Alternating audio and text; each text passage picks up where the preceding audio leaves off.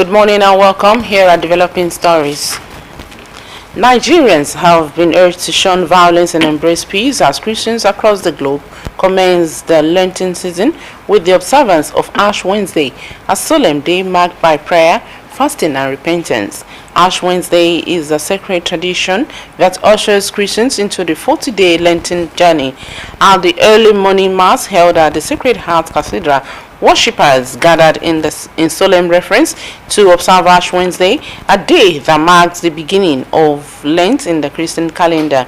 The Bishop of Ondo Catholic Diocese, Most Reverend Jude Arugundade, encouraged believers to prepare spiritually through prayer, reflection and acts of sacrifice, reminding Christians of the true meaning and significance of this sacred period.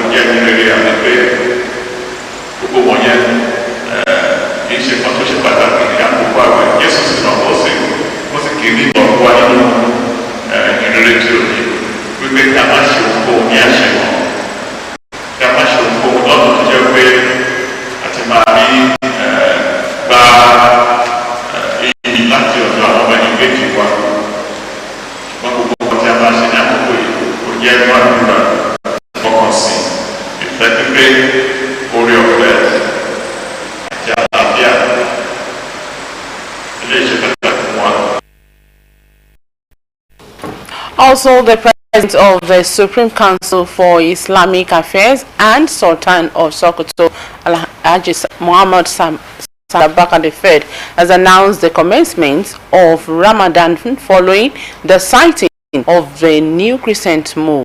In a statement by the chairman of the Advisory Committee on Religious Affairs of Sultanate Council, Sambo Junaidu, the Sultan said credible reports of moon sightings were received from the different parts of the country and duly verified. The Sultan declared that the Ramadan fast begins for Muslims across Nigeria today. Stakeholders in the All Progressives Congress in Ondo State have reaffirmed their loyalty to the unity of the party in all activities. The party leaders met in Akure where they assured their members that transparency will always be the pillar for APC triumph from ward to the national level. The meeting, which was attended by the Governor, Loke Aiyedatiwa, his deputy, Olaide Adelami, the Speaker, Olamide Oladiji, and other party chieftains, was avenue to dialogue with members of the National Congress Committee from Abuja. Joy Pius now completes the story. Part of preparations for the World Congress of the All Progressives Congress for the 203 wards in the 18 local government areas of Ondo State. Governor Loke Aiyedatiwa met with party stakeholders and members of the World Congress Committee from the National Secretariat at the APC Secretariat in Akure for a peaceful exercise. The committee, led by Margaret Arurenu and Secretary Smart Ihiazo, assured leaders that the Congress would be conducted in line with party's constitution and guidelines. We are very happy. You know where we are going. We will not be disappointed. We are here because of one reason, to conduct ward and local government area Congress. I can assure you, Governor, and every member of the party members here, that we are going to deliver according to the guidelines. All the items in our guideline and constitution and the constitution of the Federal Republic of Nigeria are all followed and complied with. Members of the three other committees from national secretaries from the three senatorial districts reaffirming his commitment to peace and unity within the party. While I was in the function I started getting some form of intelligence that some miscreants who are supporters of some aspirants who have interest in one position or the other are having clash outside the gate.